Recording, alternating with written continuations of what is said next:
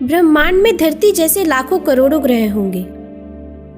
बेशुमार ग्रहों पे किसी रूप में जीवन भी होगा। अगर किसी ग्रह पे इंसानों की तरह सोचने वाली कोई नस्ल होगी तो क्या वहां भी अलौकिक शक्तियों की कल्पना होगी? हाँ, ऐसा संभव है। अगर किसी ग्रह पर इंसानों की तरह समझदार जीव होंगे तो वो भी विकास के एक दौर में अच्छी बुरी शक्तियों, देवी देवताओं की कल्पना जरूर करेंगे। वो जिस तरह की परिस्थितियों में होंगे उनकी काल्पनिक शक्तियां भी उसी के अनुरूप होंगी। ये नेचुरल बात है। दिमाग विकसित होते ही सोच पैदा होगी और फिर चीजों को समझने की कोशिश में वे कल्पनाओं का सहारा लेंगे। ऐसे जीव जब यूनिवर्स की विशालता को देखेंगे और कुदरत के अनंत सिलसिलों को देखेंगे तो उनके दिमागों में बहुत सारे सवाल पैदा होंगे, लेकिन उनके पास जवाब नहीं होंगे। फिर वे यूनिवर्स को बनाने वाली और कुदरती सिलसिलों को चलाने वाली दैवी शक्तियों की कल्पना करेंगे। फिर जैसे जैसे कुदरती सिद्धांतों की जानकारी होती जाएगी, दैवी शक्तियों की कल्पनाएं धीरे धीरे खत्म होती जाएंगी। अगर मैं मान लेती हूँ कि यूनिवर्स को किसी सुपर नेचुरल पावर ने नहीं बनाया, तो क्या आप बता सकते हैं कि ये यूनिवर्स कैसे बना? हमारी धरती पे जीवन कैसे पैदा हुआ और इंसान कैसे बने? पहले धर्म ही इन सवालों के जवाब देते थे। सब धर्मों की अलग अलग कहानियां और विश्वास थे। उन विश्वासों के विपरीत सोचना गुनाह था। दुनिया के कुछ हिस्सों में जब धर्म की पकड़ कमजोर हुई तब वैज्ञानिक प्रगति की शुरुआत हुई। आज आधुनिक विज्ञान ने हमें अधिकतर सवालों के जवाब दे दिए हैं और कई सवालों के जवाब के करीब पहुंचा दिया है। जो कुछ आज हम इस ब्रह्मांड में पाते हैं वो सब कुछ नहीं था। हमारा ब्रह्मांड ऊर्जा के एक घनीभूत रूप में एक बेहद गर्म छोटे से बिंदु में समाहित था, जहां से इसमें तेजी से विस्तार होना शुरू होता है। इस विस्तार के साथ कुछ मूलभूत नियम वजूद में आते हैं, जिन्हें आज हम लॉज ऑफ फिजिक्स की तरह जानते हैं। इस विस्तार के कारण ये धीरे धीरे ठंडा भी पड़ता जाता है और जिससे पार्टिकल्स मिलकर अणुओं को जन्म देते हैं और इस तरह मैटर का जन्म होता है।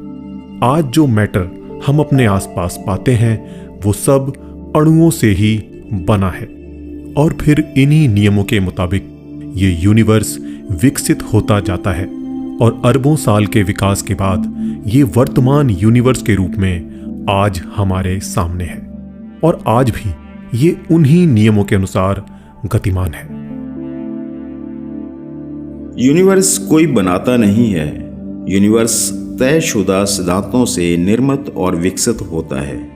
ये सिद्धांत फिक्स हैं, ये कभी बदलते नहीं हैं। विज्ञान इन सिद्धांतों को समझता है, इनकी व्याख्या करता है, इन्हें साबित करता है और हमें बताता है कि यूनिवर्स में चीज़ें किस तरह घटित होती हैं। विज्ञान के सिद्धांतों, तकनीकों और हबल जैसे टेलीस्कोपों की मदद से वैज्ञानिक काफ़ी हद तक देख जान चुके हैं कि हमारे यूनिवर्स की रचना कैसे हुई। आधुनिक विज्ञान की मदद से आज हम आसानी से star, planets, Galaxy, black holes बनने की प्रक्रिया को समझ सकते हैं। हमारा सोलर सिस्टम और धरती कैसे वजूद में आई और किस तरह से इस पर जीवन की शुरुआत हुई, इसके बारे में भी आज का विज्ञान हमें बेहतर ढंग से समझने में मदद करता है। किसी प्लैनेट पर जीवन संभव हो सके, इसके लिए उस प्लैनेट के हैबिटेट जोन में होने के साथ साथ उसे और भी कई शर्तों को पूरा करना होता है। करीब 4 अरब साल पहले हमारी धरती पर पानी में लगातार चल रहे केमिकल रिएक्शंस की लंबी श्रृंखला ने कुछ जटिल अणुओं को जन्म दिया, जिन्होंने बाद में मिलकर एक ऐसे क्लोज सिस्टम को बनाया जो आसपास मौजूद चीजों का इस्तेमाल कर अपनी कॉपी बना सकता था। ये वो अभूतपूर्व पल था जब केमिस्ट्री बायोलॉजी में बदल गई। यहां से जीवन की शुरुआत हुई। म्यूटेशन और नेचुरल सिलेक्शन ने जीवन के इन शुरुआती रूपों को तरह तरह के जीवों में ढालना शुरू कर दिया। एक सेल वाले सूक्ष्म जीवों के बहुत बाद तकरीबन 60 करोड़ साल पहले मल्टी सेल जीव पैदा हुए।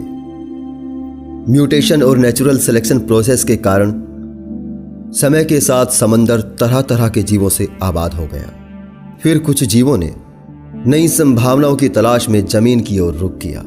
शुरुआत में वे कुछ समय ही पानी से बाहर रह पाते थे, लेकिन धीरे धीरे वो जमीन की परिस्थितियों के ज्यादा और ज्यादा अनुकूल होते गए और इस तरह से धरती पर रहने वाले जीवों की कई प्रजातियां विकसित हुई। ये जीव धरती पर भोजन की भरपूर मौजूदगी के कारण बड़े आकार की प्रजातियों में विकसित होते चले गए और धरती डायनासोर जैसे विशालकाय जीवों से आबाद हो गई। करीब 6.5 करोड़ साल पहले एक विशालकाय उल्कापिंड धरती से टकरा गया, जिससे महाविनाश हुआ।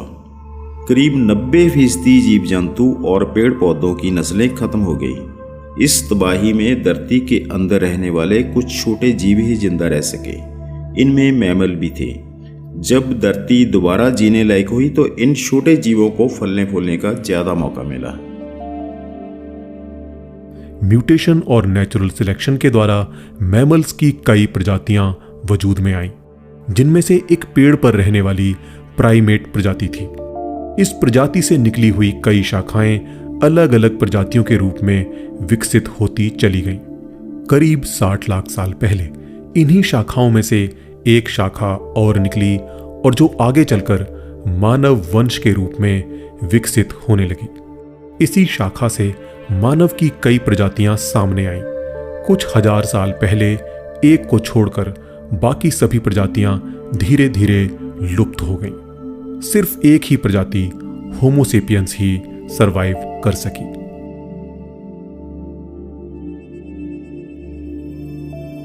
मैं मानती हूँ कि विज्ञान ने कुदरत की बहुत सारी पहेलियों को सुलझाया है और बहुत सारे सवालों के जवाब दिए हैं, लेकिन अभी कई सवाल बाकी हैं। क्या इन सवालों का जवाब कोई दैवीय शक्ति या कोई ईश्वर हो सकता है? कोई तो वजह होगी जो लोग इनमें सदियों से आस्था रखते आ रहे हैं। दैवीय शक्तियों में आस्था रखने की क्या वजह हो सकती है? हर जीव के जीवन का एक मकसद होता है, सरवाइव करना। शुरू में हमारे प्राचीन पूर्वजों के सामने भी एक ही सवाल था, सरवाइव करना। सर्वाइवल के इस सवाल को हमारे प्राचीन पूर्वजों ने समूह साझेदारी और बुद्धि से सुलझाने की पहल की। जब इंटेलिजेंस बढ़ी तो सवाल भी बढ़ने लगे। आदि मानव को कुदरत के नियमों का नहीं पता था।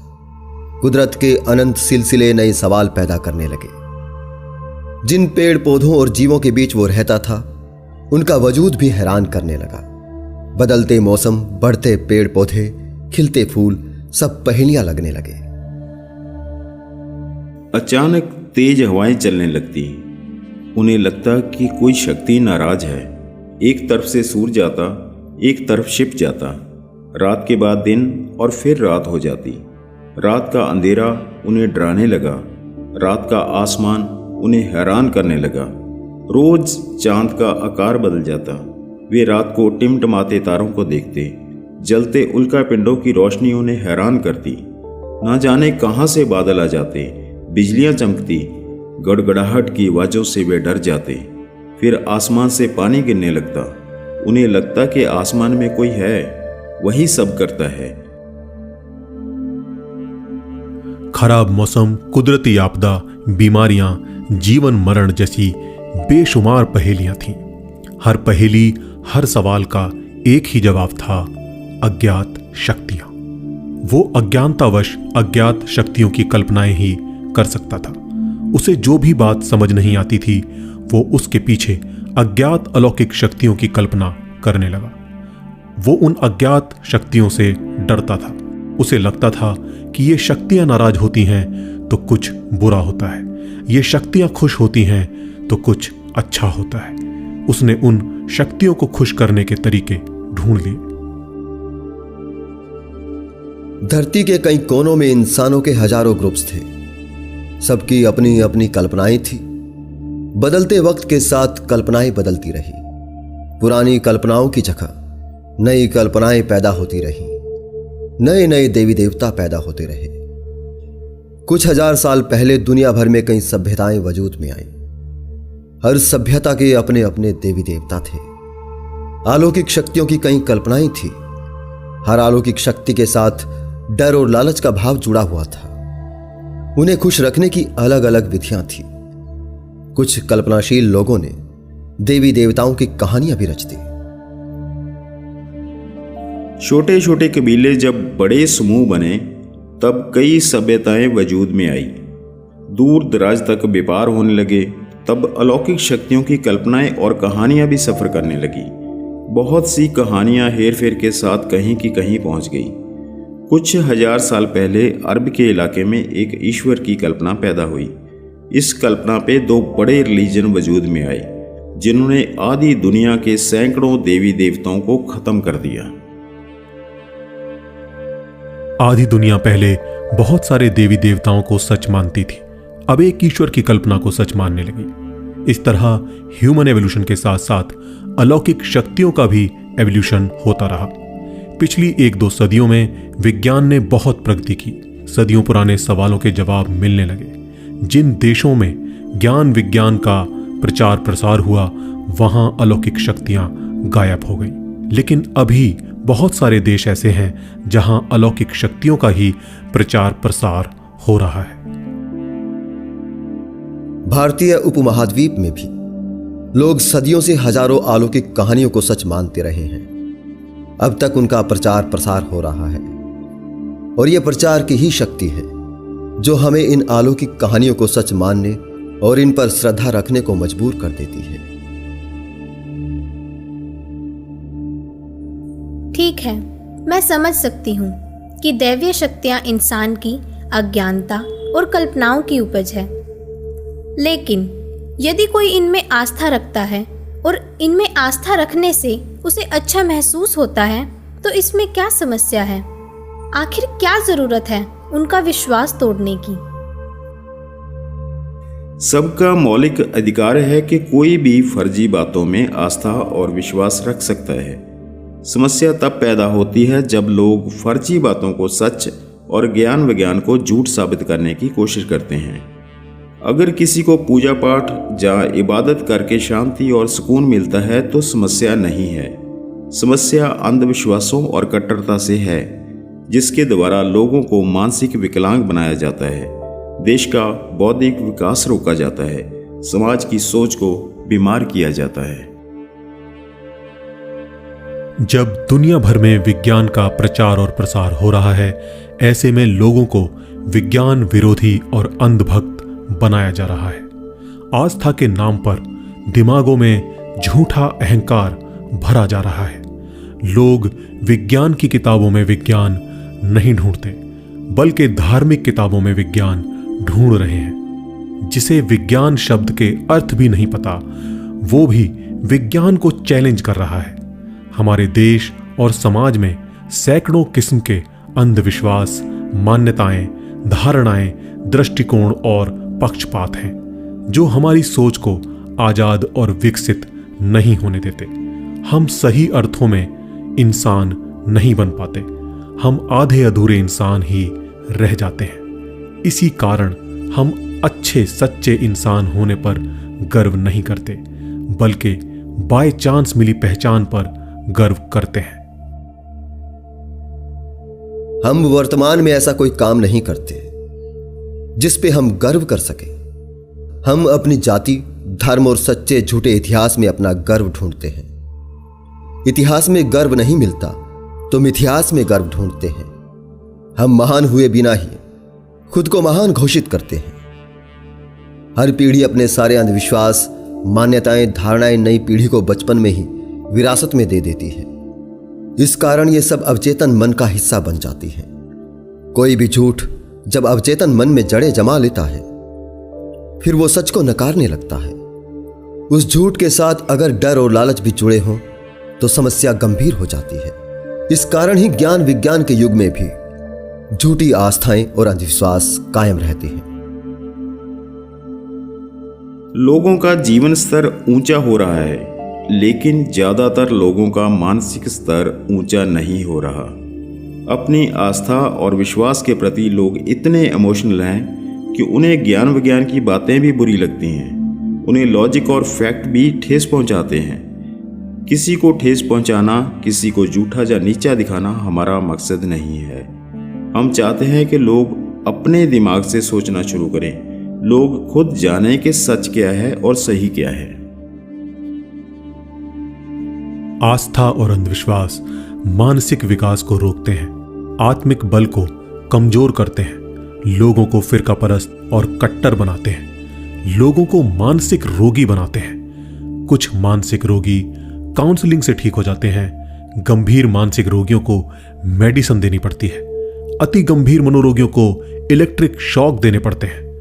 दुख देना मकसद नहीं होता, इलाज करना मकसद होता है। कोई भी बीमारी बहुत दुख देती है, उसका इलाज भी थोड़ा दुख देता है, लेकिन बीमारी ठीक हो जाती है।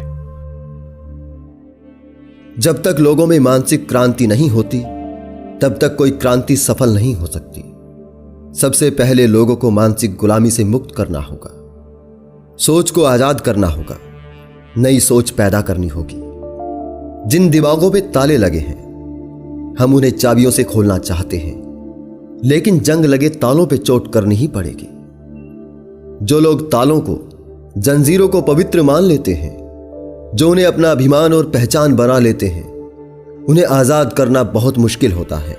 लेकिन मानव विकास और मानवता के बेहतर भविष्य के लिए यह मुश्किल काम करना ही पड़ेगा। जिन्हें अपने धर्मों पे गर्व है, वे धर्मों के जयकारे लगाते हैं और अपने अपने धर्म का राज चाहते हैं। हमें इंसान होने पे गर्व है। हम इंसानियत की जय चाहते हैं। हम इंसानियत का राज चाहते हैं। धार्मिक अंधविश्वास ही लोगों को कट्टर बनाते हैं। अगर अंधविश्वास और कट्टरता ना हो तो लोग बेहतर इंसान बन सकते हैं। लोग इंसान होने पे गर्व कर सकते हैं। अगर किसी रिलीजन के अंधविश्वास किसी को हिंसक बनाते हैं, उसे हत्याओं के लिए उकसाते हैं, तो वो रिलीजन मानवता का दुश्मन है। सबसे पहले मानवता विरोधी ऐसी आइडियोलॉजी का खात्मा जरूरी है। अगर किसी धार्मिक समाज में हजारों किस्म के अंधविश्वास हैं, तो उन अंधविश्वासों का खात्मा भी जरूरी है। हर साल सैकड़ों औरतों को डायन समझकर मार दिया जाता है। लाखों औरतों को भूत प्रेत का साया बोलकर मनोरोगी बनाया जाता है। देवी देवता सपनों में आकर इंसानी बलि मांग लेते हैं। हजारों लोग धार्मिक यात्राओं के दौरान हादसों में मारे जाते हैं। दर्जनों इंसान विसर्जन के दौरान डूबकर मर जाते हैं। लाखों संत, बाबा, तांत्रिक, ज्योतिषी करोड़ों लोगों का आर्थिक, मानसिक, शारीरिक शोषण करते हैं। गरीब लोग भी अपनी मेहनत की कमाई अंधविश्वासों में खर्च कर देते हैं। आस्था और अंधविश्वास के सैकड़ों साइड इफेक्ट्स हैं जो सारे समाज को बीमार करते हैं। जिस समाज में अंधविश्वासों को ही इतिहास और विज्ञान कहकर प्रचारित किया जाए, उस समाज की सोच बीमार हो जाती है। ऐसी बीमार सोच का इलाज भी जरूरी है। धर्म मजहब लोगों को अंधविश्वासी बनाते हैं, कट्टर और फिरकापरस्त बनाते हैं, इंसानों को बेड़ों की भीड़ बनाते हैं। ये बेड़ें बढ़ जाती हैं तो बेड़िए बन जाती हैं। फिर ये बेड़िए इंसानी बस्तियों को शिकार बनाते हैं। इन बस्तियों में हमारे परिवार हैं, हमारे बच्चे हैं। धार्मिक बेड़ों को बेड़िए बनने से पहले इंसान बनाने की जरूरत है, तभी हमारे परिवार और हमारे बच्चों का जीवन सुरक्षित होगा। झूठी पहचान से मुक्त हुए बिना इंसान होना संभव नहीं। सवाल किए बिना सच जानना संभव नहीं। बहुत से सवाल पैदा करने के लिए, बहुत से सवालों के जवाब देने के लिए हम एक लाइव स्ट्रीम चैनल लॉन्च कर रहे हैं, जिस पे हम लाइव के साथ साथ इसी तरह के वीडियो भी बनाएंगे। इस नए चैनल का संचालन एक टीम के रूप में मैं, अर्पित द्विवेदी जी और मानव राज जी करेंगे। इस नए चैनल पे हम डिबेट नहीं करेंगे, हम डिस्कस करेंगे। हम बहस नहीं करेंगे, हम बात करेंगे। बात भी उनसे करेंगे जो समझना चाहते हैं। कुछ लोग समझ सकते हैं, कुछ कभी नहीं समझेंगे। जो लोग समझ सकते हैं सिर्फ उनको समझाना है। हम दिल पे चोट नहीं करेंगे, हम दिमागों पे चोट करेंगे। चोट करना मकसद नहीं है, नई सोच पैदा करना मकसद है। हम विरोधी नहीं बनाएंगे, हम लोगों को समर्थक बनाएंगे। विरोध से बदलाव नहीं होता, समर्थन हासिल करके ही परिवर्तन होता है। एक मशाल को रोशन करना आधा काम होता है, उस मशाल को रोशन रखना ही पूरा काम होता है। एक मशाल से कई मशालों को रोशन करना बहुत बड़ा काम होता है। सबसे मुश्किल काम होता है मशालों का सही इस्तेमाल करना। आग राख भी करती है, आग रोशन भी करती है। हम कचरे को जलाएंगे, अंधकार को मिटाएंगे, रोशनी फैलाएंगे। अब मशालों से मशालें जलेंगी, मशालों का काफिला बढ़ेगा, अंधकार मिटेगा, रास्ते रोशन होंगे, मन रोशन होंगे, जीवन रोशन होंगे, जहान रोशन होगा, हर तरफ होगी रोशनी। अंधेरे की ताकतें चाहती हैं अंधेरा कायम रहे, उन्हें रोशनी पसंद नहीं। बुरी ताकतें चाहती हैं नफरत कायम रहे, उन्हें प्यार की बातें पसंद नहीं। उन्हें दुश्मनी पसंद है, उन्हें दोस्ती पसंद नहीं। धर्म के धंधेबाज चाहते हैं झूठ की दुकानें चलती रहें, उन्हें सच्ची बातें पसंद नहीं। अंधेरे की ताकतें, बुरी ताकतें बहुत ताकतवर हैं, इसके बावजूद अंधेरे और उजाले की जंग जारी है, जंग जारी रहेगी। बुराई और अच्छाई की, झूठ और सच की जंग जारी है, जंग जारी रहेगी। मानवीय और दानवी शक्तियों के बीच ये मानवतावादी जंग है। मानवता की जय होने तक जंग जारी है, जंग जारी रहेगी। हमारे संघर्ष में शामिल होने के लिए, हमारे मिशन को सफल बनाने के लिए हमारे नए चैनल ह्यूमैनिटी विद साइंस मानवता की आवाज को सब्सक्राइब कीजिए। लिंक डिस्क्रिप्शन और कमेंट बॉक्स में है। ये देश हमारा है, ये हमारी दुनिया है। अपने बच्चों के बेहतर भविष्य के लिए अंधविश्वास और कट्टरता का त्याग कीजिए। रैशनलिस्ट और मानवतावादी चैनलों को सपोर्ट कीजिए। ह्यूमैनिटी विद साइंस चैनल को सब्सक्राइब कीजिए। Thank you. जय विज्ञान, जय मानवता।